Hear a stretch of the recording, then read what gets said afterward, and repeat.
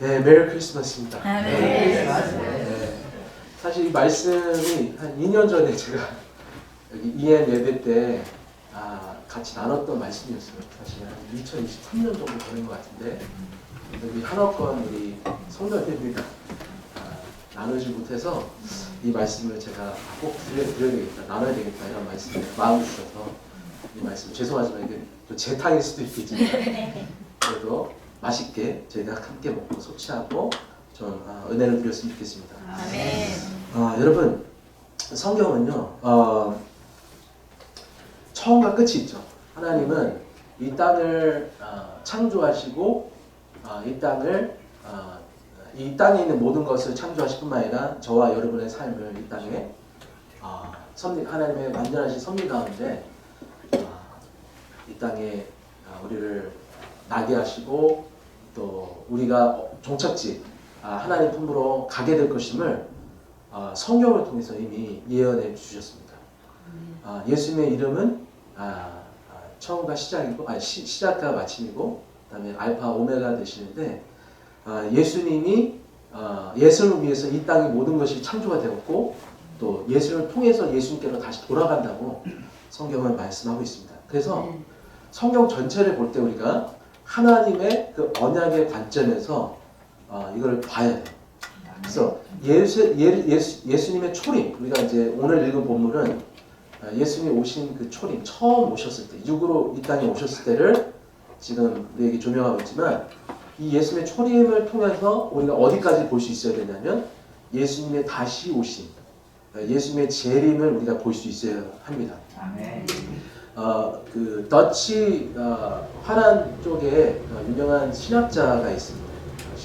신학자 중에 게하르스 보스라는 분이 있는데 이분이 그 성경에 성경이 아니라 그 사도 바울의 서신서를 이제 풀어놓으면서 거기에 이렇게 좀 유명한 말씀을 한 게 있어요. 그게 뭐냐면 이거죠. 그 종말론은 구원론보다 앞선다. 그죠? 이렇게 되어 있어요. 그러니까 우리가 생각할 때는 우리 태초, 창조가 종말보다 먼저 있다고 생각하고 또 예수님이 언제 오셨죠? 2000년 전에 오셨죠? 예수님이 오신 그 구원은 종말보다 먼저 있다고 생각하는데 이 신학자는 어떻게 얘기했냐면 이 모든 시작은 그 하나님이 이루어 놓으실 완성된 하나님의 나라에 있다고 말씀했어요. 그래서 우리 영화도 보면 우리 스포일러 얼럿 해가지고 우리가 끝을 결말을 알면은 그 영화 보나 마나죠. 왜냐면 재밌게 보다가 누가 이 사람이 이렇게 됐구나 그러면 우리가 인생 막 이러는데 하나님은 이미 우리에게 스포일러 얼럿 하셨어요. 뭐냐면 이미 이 땅이 어떻게 종말을 맞을 것이고 만왕의 왕, 만주의 주가 되신 예수님 이 땅에 어떻게 다시 돌아오실지를 이미 말씀해 주셨어요. 그래서 그 종말에 이미 이루어진 하나님 나라에 초점을 맞춰서 이 세상에 있는 모든 것들, 여러분들의 인생, 그죠? 정말 작은 책들과 먼지에 불과한 우리가 이 세상을 정말 잠깐 스쳐다 지나가거든요. 근데 이 잠깐 있는 이 풀과 꽃과 같은 우리의 인생 가운데도 찾아와 주셔서 하나님의 완성된 하나님의 나라를 우리에게 보여주신다. 근데 이게 구원보다 예수님 오셔서 십자가에 오늘 초림 오셔서 예수님 십자가를 지시는 그 일보다 종말이 하나님의 완성된 나라가 이미 실제하고 그것이 먼저다 이렇게. 그래서 창조를 왜 하셨냐? 이 끝을 위해서, 이 종말을 위해서, 이 완성된 하나님의 나라를 위해서 하나님이 이 모든 것들을 시작을 하셨다는 거예요. 창조를 하셨다는 거예요. 그래서 그리고 여러분도 잘 아신 것처럼 제가 매번 강조하지만 성경 어디를 펴도 우리가 예수님에 대한 계시를 우리가 볼 수 있어요. 그렇죠? 그래서 오늘 예수님의 초림의 그 계시를 통해서 우리가 무엇을 또 봐야 되냐면 아까 말씀드린 대로 다시 오시는 그 메시아, 그 예수님이 어떤 분이신지 그리고 이 세상의 종말이 어떠할 것인지 그 분위기가 어느 쪽으로 흘러가고 있는지 이거를 잘 분별해서 예수님의 초림 때 예수님을 만나서 예수님을 경배했던 백막 박사들, 그 지혜가 있었던 지혜자들처럼 우리가 교회가 예수님의 다시 오실 예수님을 고대하고 기다리는 순결한 처녀로 준비되는 신부로 단장되는 교회가 어떻게 주님을 맞이할 것인지를 우리가 살펴보기 원하는 겁니다. 아멘. 예. 그래서 그래서 그 성경의 처음 그 예언의 특성은 뭐냐면 처음부터 끝까지 이 결혼 이야기예요. 그래서 창세기가 결혼, 아담과 하와의 결혼이 있었다면 마지막, 그죠? 요한계시록에는 그 마지막 아담 되시는 예수 그리스도, 우리의 진짜 신앙 되시는 예수님과 교회가 하나 되는, 그래서 한 몸을 이루고 그 영원한 하나님 나라에서 같이 사랑과 교제, 영원한 사랑의 교제를 누리게 되는 그 완성된 모습을 우리가 이 성경 전체의 이 내용이라고 할 수 있고, 이게 안에 구조라고 얘기할 수 있습니다. 그래서 여러분 에덴 동산에서 여러분 잘 생각하시면 아담과 하와가 하나님께 범죄하고 나서 어디로 쫓겨났죠? 그 동산에서 네, 동쪽으로 쫓겨났습니다. 그러니까 성경은 굉장히 일관성이 있어요. 그래서 동쪽이라고 그러면 우리는 이제 어떻게 생각하냐면 이런 거죠. 이제 왜 하나님 왜 동쪽이라고 했을까? 그리고 왜 하나님은 이 성경에 이제 여러 군데 나오는데 그 아까 말씀드린 3장의 그 타락 이후에 그 인류가 그 에덴 동산에서 쫓겨나가는 방향도 동쪽이고, 나중에 여러분들 아시는 것처럼 그 가인이 아벨을 때려 죽이고 또 어디로 가죠? 동방으로 계속 갑니다. 동방 쪽으로. 그러니까 성경은 아주 굉장히 일관성이 있어요. 계속 동쪽으로 가고, 또 여러분 아시는 것처럼 그 동쪽에 뭐가 세워지냐면 그 신할 땅에 바벨탑이 세워지죠. 그리고 어디죠? 그 창세기 13장에 보면 그 롯과 그 아브라함이 이제 양떼 소유가 많아져가지고 무리가 많아지니까 이제 너는 좌하면 나는 우하고 우하면 좌하다. 우좌 좌하볼까요? 하여튼 그래서 그렇게 했는데 결국에는 그 롯, 그러니까 하나님의 언약을 붙잡지 못하고 자기가 보기에, 눈에 보기에 아름답고 풍요로운 땅을 선택하며 나갈 때 롯은, 그 조카 롯은 동쪽을 또 택해서 나갔어요. 그래서 요단 온 들을 롯이 요단 온 들을 택하고 동으로 옮기니, 여기도 정확하게 동쪽으로 옮겼다 이렇게 합니다. 그래서 그들이 그쪽으로 가고, 또 여러분들 아시는 것처럼 야곱이 에서하고 싸워가지고 어떻게 죠? 그 장작간을 탈취한 다음에 그 팥죽 한 그릇으로, 그러고 나서 도망갔던 곳이 또 동쪽입니다. 그러니까 성경은요 계속해서 동쪽으로 나아가는 인간들을 볼 수 있어요. 그렇다면 하나님의 그 계획은 뭐냐면, 다시 이 하나님을 떠나간 인류를, 그 범죄하고 하나님을 떠나갔던 인류가 다시 하나님 품으로 돌아오게 하시기 위해서는 어느 쪽으로 이 하나님의 백성들을 옮겨야 되냐면 동에서 서로. 그러니까 우리가 이게 우연인지 모르겠지만 우리가 해가 동에서 떠가지고 서로 지죠. 마찬가지로 하나님이 다시 한번 그 하나님의 나라인 하늘에 있는 에덴 동산을 우리가 들어가기 위해서는 동에서 다시 서로 오는 건데, 이 모형을 어떻게 하나님께서 보여주셨냐면 그 성막이죠. 성막에서도 유일한 그 출구가 있는데, 그러니까 출입할 수 있는 입구가 있는데, 그게 어디 있냐면 딱 한 군데 있습니다. 그게 동쪽에 있어요. 그래서 여러분들, 그래서 지금도 이스라엘 예루살렘 가시면 거기에 지금 동문 게이트가 있어요. 여러 게이트가 있는데 거기에 이 성문은 항상 동쪽을 향하게 되어 있어요. 근데 그 성전 말고 그 성을 두르고 있는 그 성벽 중에 그 오른쪽에 있는 그 게이트가 있어요. 그게 뭐라고 하냐면 그거를 골든 게이트죠. 골든 게이트. 황금문. 근데 왜 그 황금문이라고 하냐면 그게 왕의 게이트입니다. 왕. 그러니까 왕의 게이트는 뭐냐면 나중에 이분들도 아는 거예요.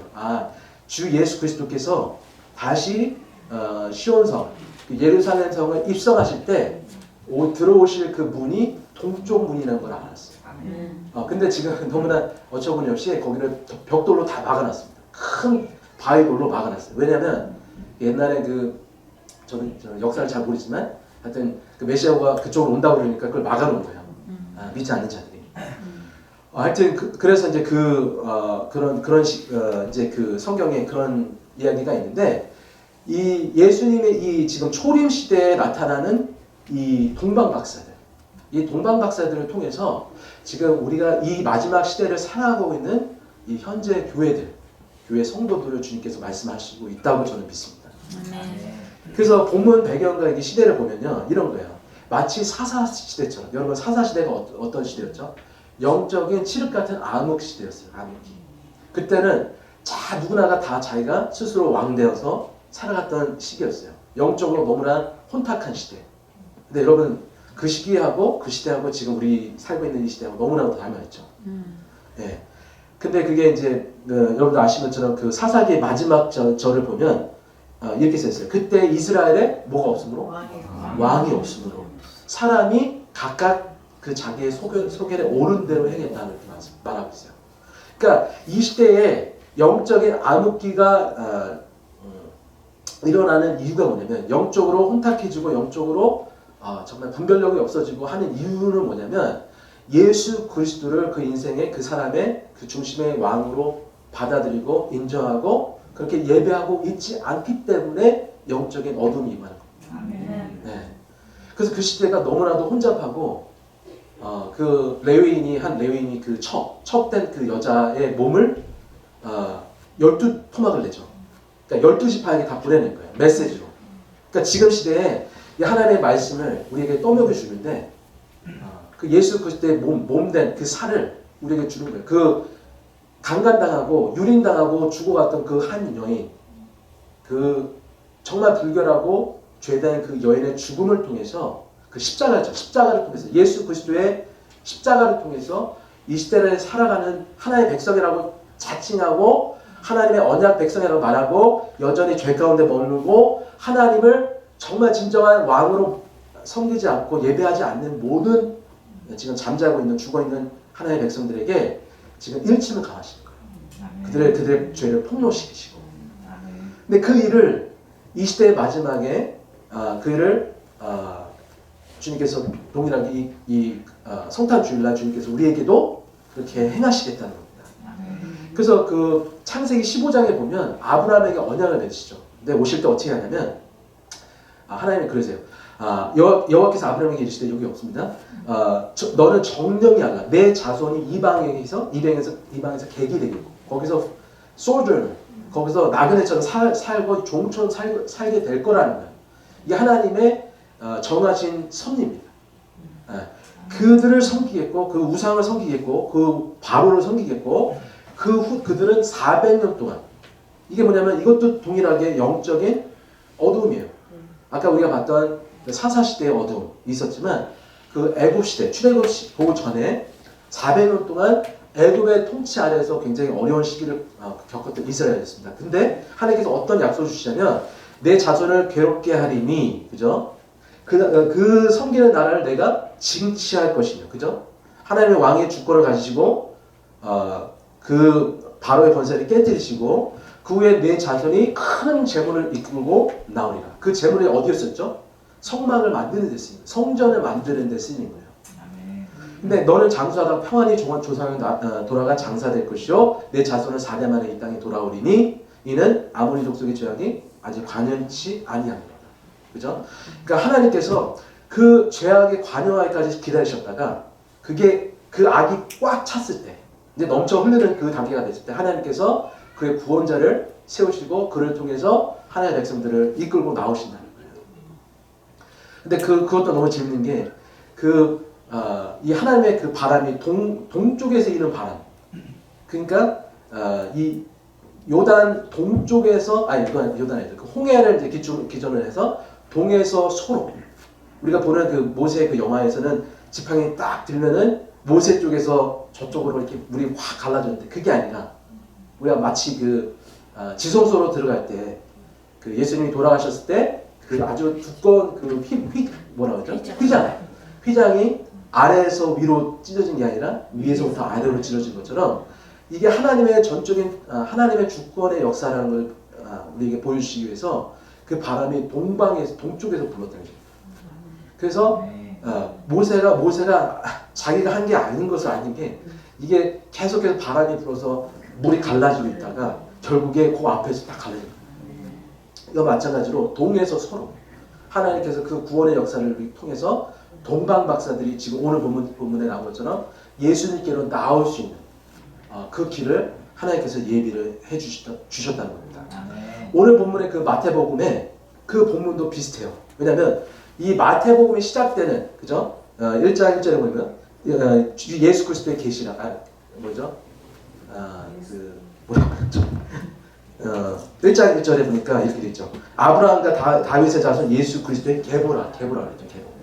그러니까 이게 뭐냐면 아브라함부터 시작된 하나님의 그 언약의 백성들이 어떻게 그 구원이 이루어질지를 하나님이 약속하셨는데 그 메시아를 통해서 이루어질 것을 약속하셨는데 아브라함과 다윗의 자손 그죠? 대신에 예수 그리스도의 계보를 말씀하시면서 이 신약이 시작이 되는데 지금 말라기는 my messenger라는 뜻이거든요. 나의 말씀을 전하는 자, 사자인데 그 말씀이 있고 나서 400년 동안 하나님께서 침묵하시다가 마치 사사기처럼 영적인 그 타락과 아주 어두운 가운데 놓여있는 백성들에게 이제는 그 예수 그리스도를 이제 말씀인 육신 대신 그 하나님이신 말씀이신 그분을 보내셔서 이 땅에 참 빛으로 참 생명으로 우리 가운데 보내주셨다는 거예요. 그래서 오늘 본문에 보니까 2장 1절에 보니까 이렇게 되어 있습니다. 3절까지 읽을게요. 제가 헤롯 왕 때 예수께서 유다의 베들레헴 땅에 나심에 어디요? 유다? 네, 베들레헴 땅에 나심에. 근데 이 때가 언제냐면 헤롯 왕 때 이렇게 되어 있습니다. 헤롯 왕 때. 근데 동방으로부터 박사들이 예루살렘에 이르러 그죠? 그 다음에 2절 보니까 유대인의 왕으로 나실 리가 어디 계시뇨? 우리가 동방에서 그죠? 동방에서 그의 별을 보고 그에게 뭐하러 왔다고요? 경배하러 왔다 이렇게 말합니다. 근데 너무나 재밌는 게 3절에 보니까 헤롯 왕과 온 예루살렘이 이 소식을 듣고 소동을 했어요. 소동. 자, 여러분 크리스마스 때 여러분들을 충격에 빠뜨릴 수 있는 가장 큰 무슨 뉴스가 있다면 어떤 걸까요? 저는 며칠 전에 어디죠? 호주인가? 거기서 또 한우카를 보내고 있는 그 해변가에서 그 주유시들이 많은데 거기서 막 사람들이 총기를 난사해서 사람들이 많이 죽고 하는 그런 것을 보긴 했는데 여러분 주님이 오셨다. 주님이 유대인의 왕이신 참 유대인의 왕이신 예수님이 이 땅에 오셨다. 구약 선지자들이 말하고 하나님의 말씀 구약의 그 약속 언약하셨던 그 메시아가 오셨다는 그 소식에 여러분들은 어떤 반응을 보이시겠어요? 소동할까? 여기 영어 성경에 보니까 이게 뭐냐면 Herod the king heard this. 그러니까 헤롯 왕이 그걸 들었는데 he was troubled. 네, 너무너무 불안해하는 거예요. 너무나 심란해하는 거예요. 그리고 Jerusalem was it. 모든 예루살렘이 그와 함께 동일하게 두려움이 떠는 거예요. 소동하는 거예요. 자, 여러분 저희가 이제 알아야 될 게 뭐냐면 우리가 이 땅에 두 왕이 있다는 걸 알아야 돼요. 두 왕. 그래서 우리가 헤롯과 예수 그리스도. 자, 헤롯은요 진짜 유대인의 왕인가요? 헤롯은 원래 어디 왕이에요? 네. 헤롯은 원래 그 이름이 헤롯이 아니라 바로처럼 그게 타이틀이에요. 타이틀. 가이사처럼. 근데 그 헤롯이라는 그 타이틀은 어디서 오는 거냐면 에돔 족속의 왕에게 부여지는 타이틀인 거예요. 그러니까 우리가 이제 다시 그 구약 성경을 거슬러 올라가면 누구죠? 리브가의 그 태중에 지금 두 아이가 있는데 성경은 그거를 두 아이라 안 하고 두 민족이라고 그러고 두 백성이라고 그러죠. 그래서 서로 싸우는 거예요. 스스로 먼저 되려고. 그죠? 내가 왕이야. 서로 이러고 있는 겁니다. 근데 이 세상 역사가 그렇다는 거예요. 그리고 여러분과 저의 개인적인 역사 안에도 우리 안에도 이러한 치열한 싸움이 있다는 거예요. 마치 야곱이 약복강가에서 그 천사와 싸우면서 너는 나를 이길 수 없어. 내가 너 이겨먹어야지. 이러고 있었는데 예수 그리스도, 그 천사 대신 예수 그리스도가 우리 인생 가운데 찾아오셔서 하나님 뭐라고 하시냐면 주님이 뭐라고 하시냐면 너 왕 아닌데 내가 왕인데. 이거를 바로잡아 주시는 게 하나님의 은혜였어요. 근데 이 두 나라의 전쟁 속에 지금 놓여있는 하나님의 백성들이 지금 무슨 생활을 하고 있냐면 노예 생활을 하고 있는 거예요. 자, 이 시대에요 분봉왕들이 있었어요. 분봉왕들. 헤롯 왕만 4입니다. 그러니까 지역을 각자 다스리는 왕들이 있었고요. 그 위에 누가 또 있었냐면 가이사가 있었어요. 로마 황제. 그러니까 작은 왕들 위에 큰 왕이 있고. 그래서 이 사람들이 지금 그 다음에 이제 뭐라 그러죠? 종교적으로는 그 사람들이 가장 높은 지위에 있는 종교인으로 뽑았을 때는 물론 이제 그 사내되는 그 회당에 회당장이 있겠지만, 하지만 대제사장, 그죠? 제사 예배를 관여하고 있는 그 대제사장들을 그때는 많이 우러러 봤었는데, 그 대제사장이 원래는 한 명이어야 되는데 그때 당시에 한 명이 아니라 몇 명이 있어요, 몇 명. 그러니까 그 정도로 너무나도 자기 스스로 왕되고, 나는 내가 최고야, 나는 이렇게 좋은 사람이야, 선한 사람이야, 나는 의로운 사람이야, 이렇게 서로 스스로를 왕으로 삼아서 자아를 숭배하는 그러한 영적인 타락의 극치를 달리고 있는 그때에 주님이 나타나셨다는 거예요. 그래서 그때 당시에 두 성전이 있습니다. 두 성전. 뭐냐면 그 계속해서 그 동물의 제사, 피의 제사를 드리고 있는, 하나님 그거 원하지 않는다고 하셨는데도 하나님께 그냥 무수한 그 동물 제사, 피를 드리고 있는 그 성전을 보시면서 예수님이 뭐라고 하셨냐면, 그게 헤롯 성전인데, 왜 헤롯 성전이냐면 솔로몬이 지었던 그 성전이 이제 회파됐고, 그걸 이제 유지 보수하고 증축하고 더 아름답게 이제 덧칠을 하는 거예요. 그게 공사만 46년 걸렸습니다. 그때 당시에 가장 큰 규모의 아름답게 시장하고 있던 그 성전을 보면서 예수님이 뭐라고 했냐면, 이거는 거짓 성전이다. 이게 뭐냐면 강도의 불혈이다. 그러면서 주님께서 뭐라고 하시냐면, 이 성전을 내가, 거짓 성전을 내가 헐어버리고 자기의 육신을 가리켜서 이 십자가에서 도만하시고 끝장내시고 내가 새 성전을 너에게 줄 것이다. 그 성전은 아버지께, 만민이 아버지께 기도하는 집이 될 것이다. 이렇게 말씀하셨대요. 근데 이것을 다시 오셔서 하시는 게 뭐냐면, 솔로몬 왕이 지었던 그 영광보다 더 큰, 더 영화로운 그 성전으로 다시 하나님께서 우리 안에 오셔서 성전을 만드실 것을 말씀하신 거죠. 그래서 지금 이 성경을 아는 지식을 가진 사람들이 아니라 지혜자들이 어떻게 예수님을 알아보았고 또 예수님을 어떻게 경배할 수 있었는지 우리가 살펴봐야 돼요. 그래서 오늘 본문의 10절에도 마찬가지지만 거기 보면 크게 기뻐하죠. 크게. 한편에서는 예수님이 오셨다 그러니까 막 사람들이 손 안에 떨고 막 두려워하고 어떡하지 막 이러고 있는데, 지금 다른 한편에서는 예수님을 고대하고 사모하고 있었던 사람들은, 동방 박사 같은 사람들은 크게 기뻐하는 거예요. 그죠? 그래서 여러분, 그래서 제가 질문을 뭐냐면, 만약에 주님이 오신다, 이제 오셨다, 이런 얘기를 들으면 여러분들의 지금 상태에 어떤 기분이 드실 것 같아요? 어떤 뭐라 그러죠? 감정이나 기분이 드실 것 같아요. 여러분들 가운데 기쁘다. 자, 이제 우리 끝났다. 이제 다 졸업했고 이제 집에 가야 돼. 시험 끝났다. 와, 이제 놀아야지. 이런 기분이세요? 아니면 큰일 났네. 숙제 못했는데. 아니면 큰일 났네. 이거 그럴 때 있잖아요. 두려움이 앞섰어요. 아니면 염려가 앞섰습니다. 오늘 보니까 이 확실하게 두 부류로 갈라지는 이유는 뭐냐면, 한쪽 부류는 예수 그리스도를 예배하고 있었던 자들이고 고대하고 사모하고 있었던 부류고, 다른 부류는 성경에 대해서 너무나도 박식하게 다 알겠지만 예수 그리스도를 예배하지 못했던, 스스로 아직도 왕된 삶을 살아가고 있었던 그러한 죄인들, 불의한 자들이었다고 주님이 말씀하시고 계십니다. 그래서 첫 번째 포인트는 뭐냐면요, 여러분, 우리 모두가 주님을 바라봤으면 좋겠습니다. 이게 바라보는 건 뭐냐면 예배하는 거예요. 여러분, 드라마 중에 아주 유명한 그 라인 중에 하나가, 너는 나만 바라봐? 아니면 그런 거 있잖아요.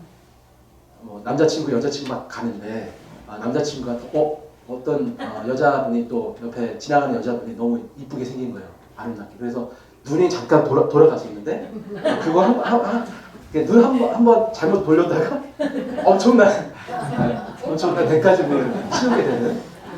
그러니까 이게 뭐냐면, 우리가 사모하고 우리가 정말 사랑스럽게 여기고 귀하게 여기고 정말 흠모하는, 사모하는 그 어떤 대상에게 우리는 그 대상에 눈을 맞출 수밖에 없어요. 그 눈이 떨어지는 순간 어떻게 되냐면 딴마음이 들어요. 네? 그 가치의 눈에서 떨어지는 건 뭐냐면, 그 가치를 다시 한번 잊어버리고 그 그것이 얼마나 소중하고 귀하고 아름다운 것인지를 우리가 잊어버리고 망각하고 다른 것을 바라볼 때 우리가 오늘 그 지혜가 없었던 헤롯 왕과 그 다른 율법사들 또 이 성경에 대해서 너무나도 많이 박식한 그 사람들처럼 예수 그리스도의 오심을 맞이할 수 없었던 그러한 저주받은 인생으로 비극적인 인생으로 끝날 수밖에 없었다는 거예요. 그래서 이 동방박사들은 그럼 어떻게 예수 그리스도를 알아봤을까요? 그게 뭐냐면 하나님의 은혜로. 그러니까 우리가 열심히 공부한다고 된 게 아니라 이 전적인 하나님의 은혜로 그 예수 그리스도에 대한 지혜를 깨달아 알 수 있었다는 거예요. 그래서 지혜와 계시의 영이 그들에게 임했기 때문에. 그래서 에베소서 1장의 말씀처럼 영광의 아버지께서 지혜와 계시의 정신 너에게 주사. 결국 하나님이 우리에게 주셔야만 해요. 그 주신 지혜와 계시의 정신, 그 스피릿을 받고 웨스를 받고 하나님을 알게 하시는데 이게 이제 여기에 또 한 가지 포인트가 있습니다. 하나님이 알게 해주셔도 우리 쪽에서 또 부지런과 열심이 있어요. 하나님이 아무리 야 얘다 먹어라 이렇게 줘도 던져줘도 저희가 그것을 주워 먹을 수 있는 그런 열심과 노력이 있어야 돼요. 그래서 그 베드로전서 1장에 가보시면 이런 말씀이 있어요. 이 구원에 대한 너에게 임할 은혜를 예언하던 선지자들이 어떻게 했다고요? 연구하고 부지런히 살펴서요. 그죠? 자기 속에 계신 그리스도의 영이 그 받으실 고난과 후에 얻으실 영광을 미리 증거하여 어느 시 어느 때를 지시하신 일 상고한 자.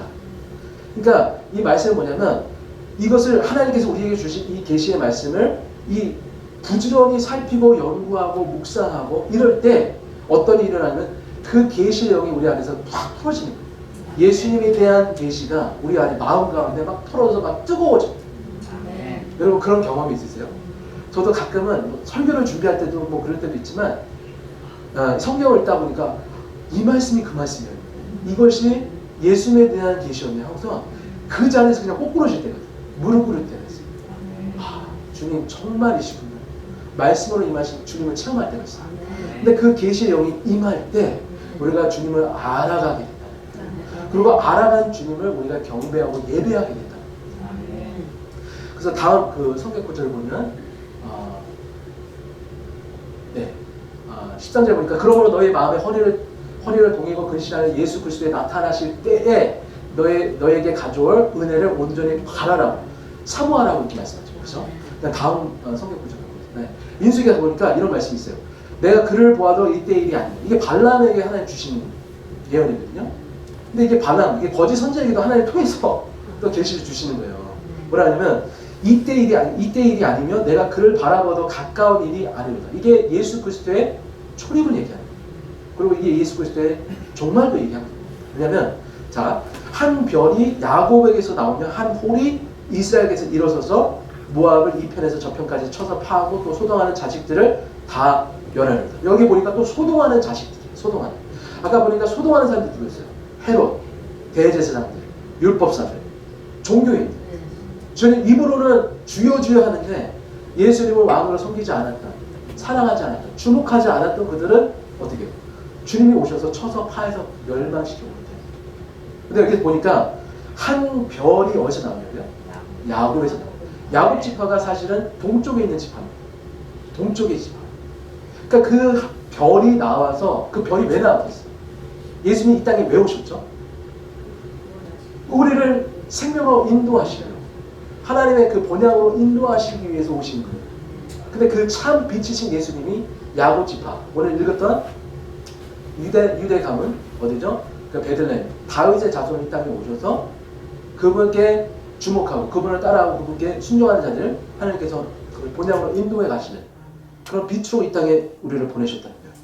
근데 여기에 또 너무나 그 재밌는 게 계시록 22장에 보면 그 마지막 장이죠. 요한계시록 마지막 보면은 이렇게 돼 있어요. 예수님이 뭐라고 하시냐면 나 예수는 교회를 위하여 내 사자들을 보내서 이것들을 너에게 증거하였노라.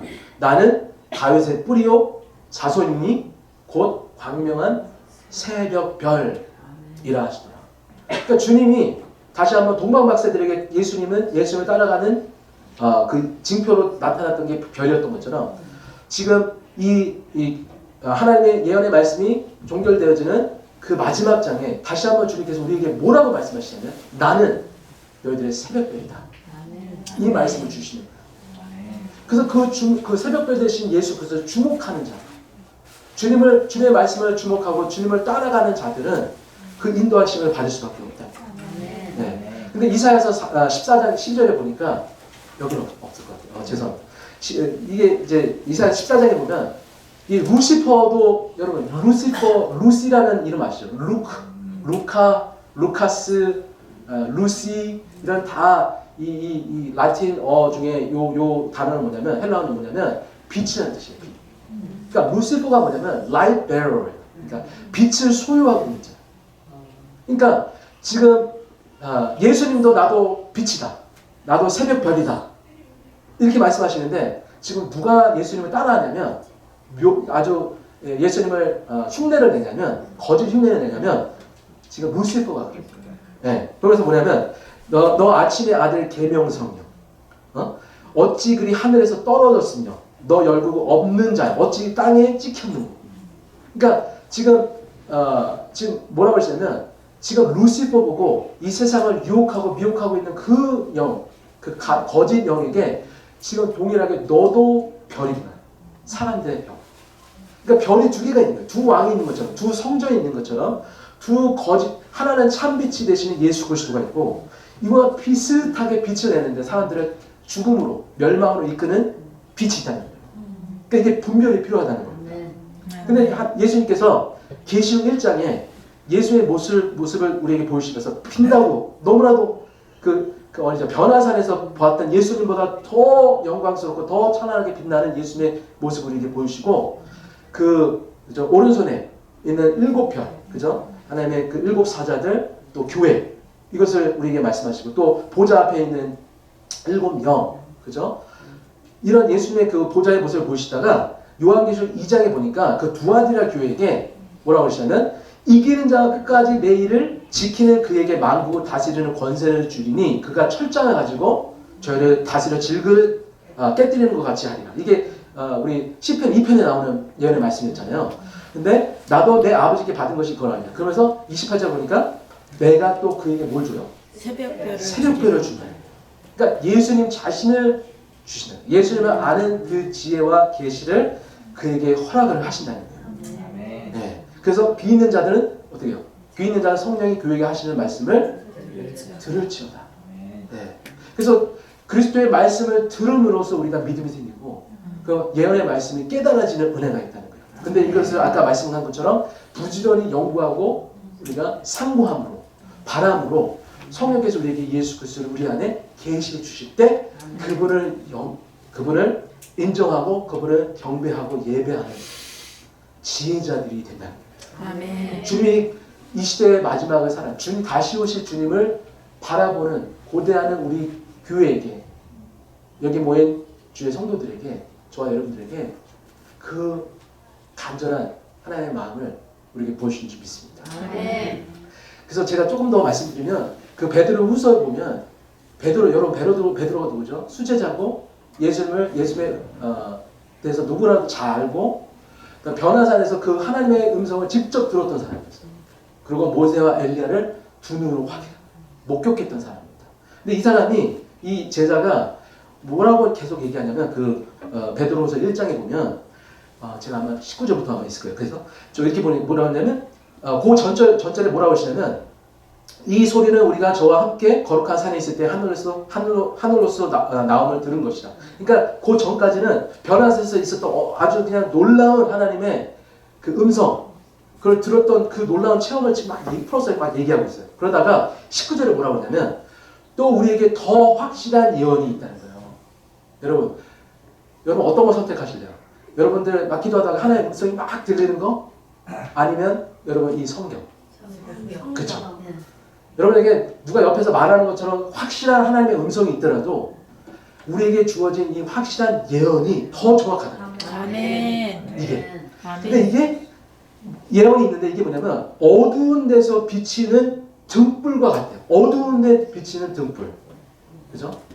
날이 새어서 여러분 이게 이제 새벽별은 뭐냐면 한참 어두웠다가 이제 동이 트기 전에 아주 어두움이 극에 달했을 때 이제는 별이 뜨는 거예요. 별이 있는 거예요. 아주 너무나 빛나는 거예요. 좀 날이 밝아오는데도 여전히 빛나. 아멘. 끝까지 빛을 잃지 않고 해가 뜨기 전까지도 뜨고 나서도 비치고 있는 게 새벽별인 거예요. 근데 새벽별이 너희 마음에 떠오르기까지 너희가 이것을 어떻게 해요? 주의하는 것이 가하니라. 그러면서 말하는 게 먼저 알 것은 경외. 성경의 모든 예언은 사사를 풀 것이 아니고 예언은 언제든지 사람의 뜻으로 낸 것이 아니고 어디요?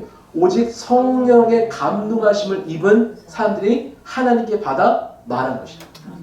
그래서 지금 사도 베드로는 끝까지 지금 이 성경의 예언을 너희들이 묵상하고 연구해서 언제까지 이 예수 그리스도 샛별이 이 어두운 우리의 심령을 밝히 비추는 진리의 빛으로 임하실 때까지 이것을 성경을 상고하고 묵상할 때 예수 그리스도가 거기서 빛을 발하신다. 그래서 그분을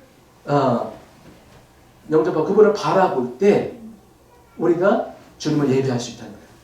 그래서 엠마로 가고 있었던 누가복음 24장의 그 두 명의 제자들에게 나타나시고 교제하시고 그 기록된 성경의 말씀을 풀어주실 때에 그들의 심령에 그들의 마음 가운데 샛별이 있었거든요. 뜨거우시고 근데 두려움 때문에 엠마로 도망치고 있었던 그들을 다시금 예수 그리스도로 예루살렘에 돌아가서 성령을 맞이할 수 있도록 준비시키시는 그리고 나아가서 그들을 예수 그리스도의 증인으로 삼으시려고 주님이 그렇게 하셨다는 거예요. 그래서 이 언약의 말씀을 깨닫는 자는요 소동하지 않고 크게 기뻐할 수 있어요. 아멘. 주님이 오신다고 말씀하셨죠. 약속하셨고 내가 올 때는 세상이 이러할 것이라고 이미 우리에게 다 말씀해 주셨어요. 그것을 알고 계시는 여러분은 정말 실수가 없으신 하나님의 완전한 계획을 알고 계시는 여러분들, 믿고 계시는 여러분들, 의지하고 계시는 여러분들은 그 예수님이 오실 때 우리의 반응은 어떠해야 되냐면 크게 기뻐할 수밖에 없는 거예요. 아멘. 네. 그런 분들 되시길 축원합니다. 아멘. 두 번째는 주님을 따라가는 자들로 우리를 부르셨다는 거예요. 그러니까 예배가 있으면요 거기에 순종이 있어요. 그러니까 순종과 예배는 똑같아요, 그렇죠? 예수를 바라볼수록 그분의 찬란한 영광을 바라볼수록 이 땅의 모든 것은 점점 어두워져 가고 가치를 잃어가고 주님만 더 크고 놀라운 가치로 우리가 그분을 예배하고 그분을 귀하게 여기고 그분을 사랑할 수 있는 건데 그럴 때 우리가 그분을 계속해서 쫓아가고 따라갈 수 있다는 거예요. 아멘. 자, 마태복음 2장 4절에서 8절 보니까 이렇게 말씀되어 있어요. 왕이 모든 대제사장들과 백성의 서기관들을 모아서 그리스도가 어디서 나겠느냐 물었어요. 그랬더니 그 사람들이 답을 알고 있어요? 모르고 있어요? 알고 있습니다. 이 사람들이 답을 몰라서 거기를 못 간 게 아니에요. 이 사람들이 다 유대 베들레헴 땅에서 예수님이 태어나실 걸 다 알았습니다. 성경에 그렇게 예언이 되어 있거든요. 그러니까 성경을 알고 공부한 사람들은 예수님이 어디로 오시는지 다 알고 있어요. 근데 이분들이 어떻게 얘기하면 지금 가로되 유대 베들레헴 이오니 이는 선지자로 이렇게 기록된 바 그러면서 그거를 이제 얘기하는데 또 유대 땅 베들레헴아 그거를 이제 인용을 하는 거예요. 인용. 그래서 유대 땅 베들레헴아 너는 유대 고을 중에 가장 작지 아니하노다. 네게서 한 다스린 자가 나와서 내 백성 이스라엘의 목자가 되리라 하였습니다. 그죠? 그러고 나서 7절에 보니까 이제 헤롯은 어떻게 반응합니까? 헤롯이 가만히 박사들을 불러서 별이 나타날 때를 자세히 묻고 그러니까 관심이 없는 게 아니에요. 그거 언제 봤어? 어떻게 된 거야? 나 좀 가르쳐줘. 막 배우고 있다가 8절에 보니까 베들레헴으로 보내네. 누굴 보내요? 자기는 안 가고 그냥 박사들만 보내는 거예요. 그래서 이르되 뭐라고 하냐면 가서 아기에 대해서 자세히 알아보고 찾거든. 찾잖아? 그럼 나한테 와. 그리고 나한테도 좀 알려줘. 왜? 결국은 나도 가서 그를 예배하고 싶으니까. 근데 여러분 헤롯이 진짜 이게 진심일까요? 네. 진짜 예수님을 찾아가서 경배하고 싶었겠어요? 아니면 가서 죽이고 싶었겠어요? 그죠? 거짓부렁이죠, 거짓부렁. 자기도 가서 그분에 대해서 자세히 알려주고 그분 알려주면 내가 가가지고 경배한다는 이거는 마음에도 없는 소리. 마음에도 없는 소리. 여러분 여기서 우리가 뭘 알 수 있는 거냐면요. 지금 아무리 우리가 성경 여러분 백독하시고 천독을 하셔도 우리가 성경을 가진 이 지식으로는 우리의 진짜 만왕의 왕, 만주의 주가 되시는 우리의 구원자 되시는 그분을 우리가 예배하거나 사랑할 수가 없다는 거예요. 이 지혜만, 이 지식만. 근데 하나님께서 그 은혜로 그 지혜를 허락한 하나님의 백성들, 저와 여러분들에게는 특별한 은총이 임해서 그 예수님의 지혜가 임한 사람들을 예수님에 대해서 초점 집중하고 그분을 따라하게 하고 그분을 나아가서 거기 예수님께 나아가서 거기서 그냥 멈추는 것이 아니라 주님을 우리가 경배하고 그분을 사랑하게 되는 그 자리로 우리를 이끄신다는 겁니다. 그래서 여기 보니까 종교 지도자들, 대제사장들 한 명이 아니에요. 서기관들, 그죠? 제사, 그죠? 우리 지금 시작하면 이런 예배 형식, 그러니까 잘 드리는 사람들, 서기관들, 율법자들, 지식으로 아주 충만한 자들, 바리새인들, 그죠? 나는 이거 성화주의자들, 나는 이거 개짜나, 나 좀 알아줘, 칭찬해줘 이런 사람들, 자기 이루, 사두개인들, 예수는 이름은 팔지만 이 세상에 이 세상 이후에 부활의 생명에 전혀 관심 없고 이 현세, 매세에만 집중되고 여기서 먹고 잘 먹고 잘 사는 되지. 이게 하나님의 축복이지. 여기에만 머물러 있는 이 모든 종교인들, 이 사람들에게 주님께서 일침을 가하시니까 이 사람들은 진짜 지혜가 없는 사람입니다. 소경인 거예요. 지금 소경이 소경을 인도하고 있는 거예요. 여러분 여러분들에게 누가 이제 여러분들 이제 미혼이라고 생각하시면 여러분들에게 좋은 배우자가 남편이나 다 결혼하셨지만 남편이나 여자를 소개하겠다고 해가지고 어떤 분이요 여러분들에게 사진 한 장 딱 가지고 사진 한 장. 근데 너무 마음에 드는 거예요. 너무 이뻐, 너무 멋있어. 그래서 제가 받은 사람이 너무 멋있어. 이 사람하고 결혼하고 싶다. 그래서 그 마담 뚜죠, 마담 그 중매쟁이가 그러면 이 사람 만나봐요, 가봐요. 전화번호 여기 있으니까 가서 만나 이러는데 저는 이 사진 속의 연인이 너무 좋아요. 저는 이걸로 만족해요. 감사해요. 소개해줘. 볼 때마다 이쁘네. 품에 삼고 있는 그런 이상한 사람이 있다고 한번 생각을 해보세요. 지금 종교적으로요, 영적으로 이 시대에 예수님 초림 당시에도 그랬는데 지금 말세에도 예수님을 성경 이 지식으로 알아. 사진으로 예수님 너무 이쁘네, 너무 멋있네, 너무 선하시네. 예수님. 근데 예수님이 진정 누구신지 그 생명의 교제로 연합된 부부가 하나 돼가지고 사랑을 나누는 그런 교제를 나누고 있지 못하는 사람들이 많다. 그 사인판만 붙잡고 사진만 붙잡고 너무 자기 사랑해, I love you. 그 일방적인 사람. 거기에 이 성경 안에 머물고 있는 거예요. 예수님 그랬어요. 내가 너희들 영생을 사모한다면 내가 영생인데 왜 성경을 읽으면 나에 대해서 얘기하는 건데 왜 나한테는 오기를 꺼려하는 거야? 왜 나한테는 오기를 싫어하지? 근데 여러분 여기에 비밀이 하나 있어요. 뭐냐면 이 사람들이 모르는 게 아니거든요. 지식은 다 있지만 본인들의 왕권을 내려놓기가 죽기보다 싫은 거예요. 그래서 예수님이 십자가로 오셨던 거예요. 이들의 왕권을 철저하게 부수시기 위해서는 십자가밖에 없다는 것을 주님이 아셨어요. 여러분 기억하세요? 그 요한복음 18장 보면 사람들이 어떻게 뭐라고 그러면서 예수님 십자가에 못 박으라고 그러죠? 십자가에 못 박아라. 예수 십자가에 못 박아라. 왕이 아니라. 그렇죠. 그는 우리의 왕이 아니다. 우리의 왕은 누구다? 가이사밖에 없다. 여러분 이게 거짓이에요, 참말이에요. 거짓부렁이에요, 참말이에요. 자기들 그렇게 생각하는. 거짓말이에요. 본인들도 속이고 있어요. 자기네들은 우리는 왕이 없습니다. 우리에게는 유일한 왕 가이사밖에 없습니다. 이 시대에도요 헤롯 왕 당신밖에 없네요. 그죠? 근데 주님이 뭐라고 하시냐면 십자가에도 그렇게 한 말이에요. 네? 나사렛 예수 유대인의 왕, 유대인의 왕으로 오신 그분이 우리 위해서 죽으셨는데 여전히 우리는 뭐냐면요 그분은 나의 왕이 아닌데 이런 거예요. 우리가 다 헤롯이에요. 저와 여러분이 그 종교인들이고 저희가 전에는 다 이렇게 살아갔었어요. 여러분 동방박사들이 여러분들이 헤롯 왕이에요. 제가 동방박사예요. 그럼 제가 왔어요. 헤롯 왕이시여 만세를 누리시옵소서 하면서 제가 했어요. 근데 유대인의 참왕은 어디 계십니까? 어디 계시죠? 이렇게 물어봤으면 여러분들 기분이 어떠실 것 같아요? 기분이 아주 재지고 좋으세요? 아니면 기분이 나쁘세요? 나쁘죠. 왜냐면 저 같으면 아니 여기서 지금 어디 유대인의 왕을 내가 유대인의 왕이라고 하면서 그러니까 지금 가짜 왕이요. 가짜 왕이 딱 지금 왕폭 딱 흉내를 내면서 딱 앉아 있는데 지금 그 유대인 그 동방박사 지혜가 있는 그들이 와가지고 지금 뭐라 그러냐면 당신은 참 왕이 아닌데요.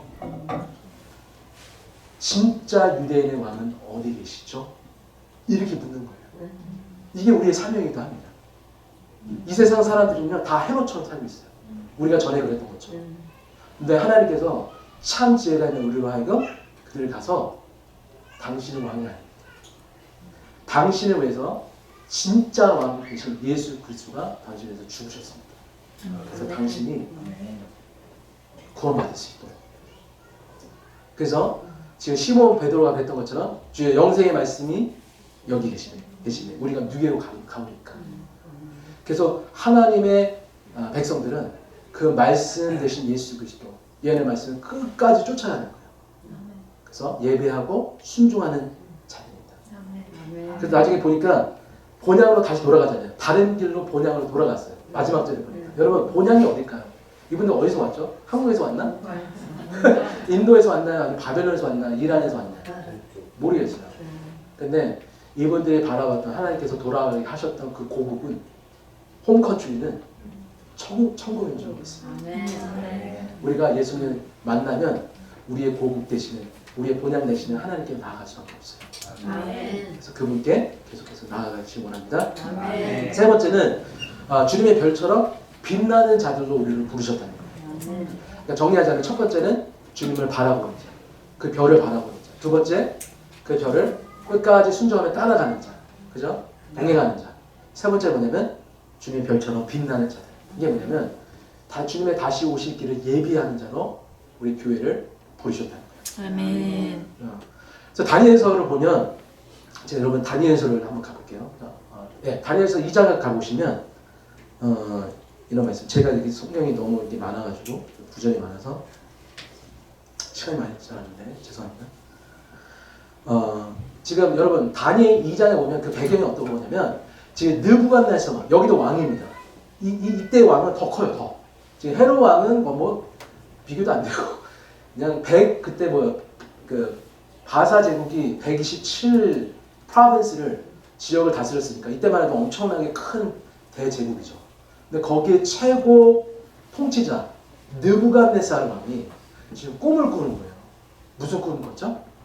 여기 보이는 것처럼 금신상을 꿈꾼 거예요. 근데 이게 이해가 안 되는 겁니다. 여러분 혹시 밤에 꿈 꾸세요? 꿈 안 꾸십니까? 네, 꾸시죠. 그 꿈이 해석이 되세요? 잘 안 되시죠? 그래서 저희가 막 점쟁이도 찾아가고 이거 무슨 뜻일까요? 이게 개꿈인가요? 이게 돼지꿈인가요? 뭐 그러고 있는데 지금 이 느부갓네살 왕에게는요 이게 엄청나게 지금 중요한 꿈이에요. 이거를 이거 해결 안 되면 자기 인생에 지금 통치하고 이거 다 필요 없고 요 뜻을 아느냐 모르냐가 자기 인생의 가장 큰 문제로 지금 걸려 있는 거예요. 저 어디까지 이 사람이 심각하게 얘기하냐면 자, 이 지혜자들 우리나라에 있어 다 불러모았어요. 그래서 거기에 박수, 무당, 접신하는 자들, 그다음에 예언자들 다 모여가지고 지혜 있는 자라는 한 사람들 다 불러본 다음에 자, 내가 내 꿈 얘기 안 해줄 테니까 내 꿈 알아맞혀보고 첫 번째는 알아맞혀보세요. 그리고 두 번째는 그것을 뜻을 해석해 주세요. 이게 전혀 불가능한 일을 지금 사람들에게 물으면서 이거 해결을 못하면 다 죽여버릴 거야. 이런 거. 얼마나 심각하냐. 자기 인생에 도저히 풀리지 않는 문제에 봉착한 가장 위대하고 큰 왕이 자기 힘으로 해결되지 않는 문제를 붙잡고 지금 해결책을 찾고 있는 거예요. 근데 그 안에 그 아무도 이 지혜를 가지고 있는 사람이 없는 거예요. 근데 2장에 보니까 이렇게 말씀이 있습니다. 지금 이제 다른 박수들이 뭐라고 하냐면 11절에 보니까 왕께서 물으신 것은 어려운 일이라는 거예요. 어려운 일. 육체와 함께 살지 않아야 하는 신들 외에는 왕 앞에 그것을 보일 자가 없습니다. 맞죠? 이게 하나님이 보여주시지 않고는 전혀 깨달을 수 없는 건데, 그러면서 뭐라고 했냐면, 감사합니다. 여기 뒤에 나오네요. 그 다음에 12절에 보니까 왕이 이로 말미암아 진노하고 통분하여서 바벨론의 모든 지혜자들을 다 죽이라 명령했습니다. 근데 거기에 포함된 사람이 누구였냐면 13절에 왕이 명령이 내리면 지혜자들도 죽게 됐고 다니엘과 그 친구들도 죽이려고 찾았다. 여러분, 이 엄청난 사건이 일어나는 거예요. 근데 지금 쭉 내려가시면 뭐가 있냐면 지금 미사엘 교회 누구죠? 새 친구들. 뭐예요? 하냐냐 미사야 아샤랴에게 지금 이것을 놓고 기도하라고. 그죠? 기도하라고 시킨 다음에 본인이 이제 하나님과 독대하면서 기도하면서 지금 지혜를 구하고 있는 거예요. 생명을 구할 수 있는 지혜. 자기만 사는 게 아니라 자기 친구들, 그다음에 거기에 이제 죽음에 놓인 모든 그 시대의 지혜자들. 이제 죽은 거예요. 이제 명이 떨어졌기 때문에. 그걸 지혜를 그 꿈이 뭔지 알아내고 그것을 해석하지 못하면 다 죽음에 넘겨질 수밖에 없는 사람들인데, 근데 지금 19절에 보니까 이의 은밀한 것이 밤에 환상으로 19절에 다니엘에게 나타난 보임에 다니엘이 하늘에 계신 하나님을 찬송하니라. 환상으로 하나님께서 그걸 열어주신 거예요. 계시를. 20절에 보니까 다윗이 말하여 이르되 영원부터 영원까지 하나님의 이름을 찬송할 것은 지혜와 능력이 그에게 있습니다. 뭐가요? 지혜와 능력이 누구에게 있다고요? 하나님께 있었다는 거예요. 하나님께서 환상을 열어주시는데, 그래서 뭐라고 하시냐면 21절에 보니까 그는 때와 계절을 바꾸시며 왕들을 패하시고 왕들을 세우시며, 그러니까 하나님의 주권자시라는 거예요. 하나님이 왕을 세우시고 패하시고 지혜자들에게 지혜를 주시고 죄를 안 주실 때도 있고 총명한 자들에게 지식을 주시니라. 22절에 그는 깊고 은밀한 일을 나타나시고 어두운 데 있는 것을 아시며 또 빛이 그와 함께 있도다. 그러면서 뭐라고 하시냐면 23절에 나의 조상들의 하나님이 주께서 이제 내게 지혜와 능력을 주시고 우리에게 주께 구한 것을 내게 알게 하셨사오니 내게 주께 감사하고 주를 찬양하나이다. 곧 주께서 왕의 그 일을 내게 보이셨느니라. 그러면서 이거를 이제 가지고 간 거예요. 이제 그 해석을 가지고 누굴 찾아갔냐면 지금 왕을 찾아가는 거예요. 그래서 26대 보니까 왕이 대답하여 벨드사다. 이게 다니엘의 바벨론 이름이에요. 근데 이름은 다니엘에게 이르되 내가 꾼 꿈과 그 해석을 능히 내게 알게 하겠느냐? 그죠? 물어보는 거죠. 다시 한번. 그랬더니 뭐라고 그러는 거예요?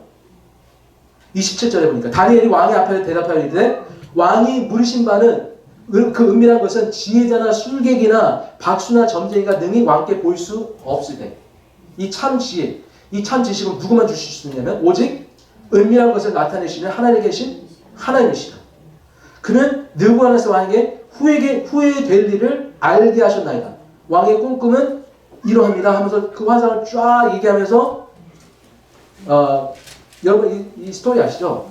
그런 다음에 마지막에 뭐냐면 34절 보니까 또 왕이 보신즉 손대지 아니한 돌이 한 돌이 사람들이 이거를 잘라낸 돌이 아니라 이거는 그냥 산돌이에요. 산돌.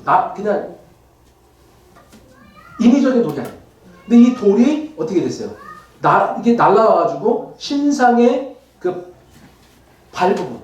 그래서 새와 진흙이 뭉쳐져 있는 그 발의 부분을 쳐서 부서뜨리네. 이 35절에 그때 새와 진흙과 녹과 은과 금이 다 부서져서 여름 타작마당에 겨가 지며 바람에 불려간 것이 없었고 그 다음에 우상을 친 돌은 태산을 이루어 온 세계에 가득하였다 이렇게 말씀하고 있어요. 이게 뭐냐면 이 세상 나라 제국들을 하나님께서 그 왕들을 다 심판하시고 그죠? 거짓 왕들을 다 통치자들 심판하시고 지금 하나님께서 지금 그 참 만주의 주 만왕의 왕 되신 예수 그리스도를 이 땅에 마지막에 세상 나라 끝에 보내셔서 이 세상 나라를 심판하시고 이 세상 모든 나라가 하나님의 나라로 지어져가는 그 모습, 하나님의 나라의 완성을 지금 우리에게 보여주시고 계신 거예요. 아멘. 여러분 이게 깨달아지세요. 아멘. 네. 이게 하나님의 계신 거예요. 아멘. 근데 여러분 45절 제가 요걸 읽어드리고 44절 45절 읽어드릴게요. 뭐냐면 이 여러 왕들의 한 시대에 하늘의 하나님이 한 나라를 세우시니 이게 하나님의 나라인 거예요. 이것은 영원히 망하지도 아니할 것이요 그 국권이 다른 백성에게 돌아가지도 아니할 것이요 도리어 이 모든 나라를 쳐서 멸망시키고 영원히 설 거라고 말씀하세요.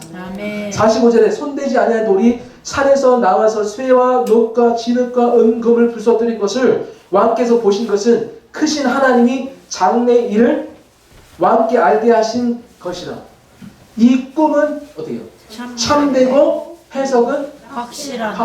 참되고 확실하다. 여러분, 다니엘의 이름의 뜻이 뭐였죠? 하나님은 나의 재판자시다. God is my judge. 근데 하나님이요, 그 지혜자 다니엘에게 이 엄청난 지혜를 주신 거예요. 근데 그 다니엘이요, 지금 누구 앞에 섰냐면 그 왕권을 가지고 왕처럼 살아가고 있는 느부갓네살 앞에 서는 거예요. 그럼 말해주는 거예요. 진리를. 뭐라고 하는 거냐면 아까 동방 박사님 와서 얘기했던 것처럼 헤롯 왕이시여, 당신은 참 왕 아닌데 진짜 왕은 어디 계십니까? 여러분, 우리 모두가요, 사실은 이 세상에 있는 모든 사람들이 사실은 느부갓네살. 우리가 왕 되고 주인 된 삶을 살아가고 있었던 느부갓네살 왕하고 똑같아요. 우리가 어떤 일을 하냐면요, 일평생에 우리가 꿈을 꿔요. 여러분들의 꿈이 뭐였죠? 저도 예수님 만나기 전에는 어떻게 하면 돈 많이 벌고 돈 딱 투자해가지고 노후를 편안하게 안락하게 행복하게 재밌게 그러고 싶어서 우리의 인생을 그렇게 우리 스스로가 그렇게 다스리고 그렇게 설계하고 있었잖아요. 그리고 우리 인생에 뭐를 또 만들어 오고 있었냐면 우상을 만들었어요. 우리의 모습을 한 우상. 사람들한테 뭐라고 그럴 거냐면 나 이뻐 안 이뻐? 나 칭찬해줘. 왜 나를 업신여기고 나를 무시하고 그러는 거야? 그러면서 나를 숭배해야지 이 사람들아. 누가 하나님 숭배? 그래 하나님도 숭배하고 나도 좀 숭배해줘. 그리고 교회 안에서도 여전히 다른 사람들에게 나를 숭배할 것 경배할 것을 강요하고 있어요. 집에서 어때요? 우리 집에서 자녀들에게. 그죠? 제가 그런 것 같습니다. 그러니까 우리가 다 느부갓네살 왕처럼 우리가 만들어 우리의 바벨탑, 우리의 금신상 이걸 만들어 놓고 사람들에게 강요하고 그 심지어 하나님도 이용해서 이 복음을 이용해서 종교의 행위와 의식을 통해서 열심히 기도한 것을 통해서 여전히 자기 행복 추구, 자기 자아 실현 이것을 위해서 자아 숭배를 위해서 거짓된 우상 숭배를 하고 있었던 그 모습을 지금 참 지혜자이신 예수 그리스도, 예수 그리스도를 예표하고 있는 다니엘을 통해서 참 지혜가 되신 예수 그리스도를 통해서 우리에게 폭로시켜 주고 계시다. 근데 놀라운 일이 벌어지죠. 여러분, 놀라지 마세요. 놀라운 일이 벌어지죠. 놀라지 말라고 했는데 46절 뭐라고 하냐면 이에 느부갓네살 왕이 어떻게 했다고요? 엎드려. 이게 말이 돼요? 엎드린다는데 이게 말이 됩니까? 여러분, 그 왕이요 지금 포로로 끌려있는 그 젊은 그 종에게 물론 지혜를 가졌지만 그래 네가 일리가 있다, 너 말 진짜 잘했다, 내가 지식 좀 깨달았다 이런 차원에서 먹는 게 아니라 그냥 보좌에 내려와가지고요 엎드리는 거예요. 이게 경배입니다. 아멘. 뭐라고 그러냐면 엎드려 다니엘에게 절하고 명하여 뭐라고 하냐면 예물과 향품을 누구에게 주라고요? 다니엘에게 주라고요. 왜 그래요? 왜? 47절에 왕이 대답하여 다니엘에게 이르되 너희 하나님은 참으로 모든 신들의 신이시오 모든 왕의 주제시로다. 깨달은 거야. 나 왕 아니구나. 다니엘 진짜 고마워. 내 인생 난 이해가 안 됐었거든. 내가 인생 왜 사는지 몰랐어. 나는 내가 왕인 줄 알았어. 그리고 내가 열심히 돈 벌고 착하게 살고 이러면 평화롭게 행복하게 사는 줄 그게 전부 다인 줄 알았는데 다니엘 진짜 고마워. 당신이 참 지혜자. 내가 죽어주니, 내가 부서져야, 내가 죽음으로 넘겨져야 주님이 내 안에 진짜 왕으로 통치하실 수 있는 그 하나님의 나라에 내가 들어갈 수가 있는 거구나. 정말 고마워. 엎드려 절하고요. 향품을 주는 거예요. 자기가 줄 수 있는 최대한의 성의를 보여줘. 그건 뭐냐면 왕들의 주제심. 내가 능히 이 은밀한 것을 나타내었으니 내 하나님은 또 은밀한 것을 나타내십니다. 그런 건 뭐냐면 48절. 이 왕이 이에 다니엘을 높여서 귀한 선물을 많이 주며 그래서 바벨론의 온 땅을 온 지방을 다스리게 하며 또 바벨론 모든 지혜자들의 어른을 삼았다. 그러면서 마지막 절에 보니까 48절. 왕이 또 다니엘이 요구한 게 있었어요. 뭐냐면 그 세 친구들, 지혜가 없어서 죽을 수밖에 없던 그 친구들을 다니엘이 살려내고요. 야, 이제 알았지? 뭔 얘기인지 알았지? 그러면서 그 사람들을 어떻게 했냐면 그들을 세워서 바벨론의 지방의 일을 다스리게 하였고 다니엘은 왕궁에 있었던. 여러분, 지금 이게 뭐랑 오배가 되는 거냐면 지금 동방에서 온 그 동방 박사들의 만물 박사가 아닙니다. 예수님만 알면 되는 거예요. 아멘. 예수님이 누구신지 알았던 참 지혜자들이 예수님을 알아먹고 예수님께 경배를. 아멘. 그래서 드렸던 예물이 뭐였어요? 황금. 당신은 나의 왕이신. 유향. 그런 제사장들이 향을 올릴 때 기도의 향을 올리는 거죠. 주님은 나의 대제사장 되십니다. 나를 위해서 죽으신 나의 중재자. 그리고 마지막에 뭐였죠? 모략. 모략은 뭐냐면 선지자들이 죽으면요 시체에다 뭐라고 하죠? 방부제 같은 거. 그렇게 해서 선지자 대신, 그러니까 삼중직, 예수 그리스도 메시아 대신 왕, 제사장, 그다음에 선지자 대심을 선포하고 있는 거예요. 그게 동방 박사들의 예배였어요. 지금 바벨론 왕이 지금 느부갓네살 왕이요 다니엘이 엎드리면서 뭐라고 하냐면 하나님은 너가 알고 있는 그 하나님은 만주의 주제시고 만왕의 왕이시고 그분이 제사장이시고 그분이 선지자 되시고 메시아라는 것을 선포하고 있는 거예요. 아멘. 아멘. 아멘. 여러분 마지막 장 그 다니엘서 12장 보면요 이렇게 됐어요. 네 구절을 읽고 마치겠습니다. 그때 내 민족 후에는 대궐 미가엘이 일어날 거예요. 언제요? 환난 마지막 이 말세지만 또 환난이 있으리니 이는 개국이로 그때까지 없었던 환난일 것이며 그때 내 백성 중 무릇 책에 기록된 모든 자가 어떻게 구원을 얻을 것이다. 땅의 티끌 가운데 자는 자 중에 많이 깨어서 이게 뭐예요? 예수님 이제 천사장의 호령과 그 나팔을 불면 어떻게 해요? 부활 주님이 오시면 죽었던 자들이 먼저 일어나는 거죠. 그래서 티끌 가운데 자는 자들이 많이 깨어서 영생을 얻는 자도 있겠고 수욕을 받아서 무궁이 부끄러움을 입을 자도 있고. 그러니까 지금 참된 왕을 경배하고 그분을 사랑하고 그분을 쫓아가느냐 아니면 그 다른 사이드에 있느냐 이걸로 확 갈리는 거예요.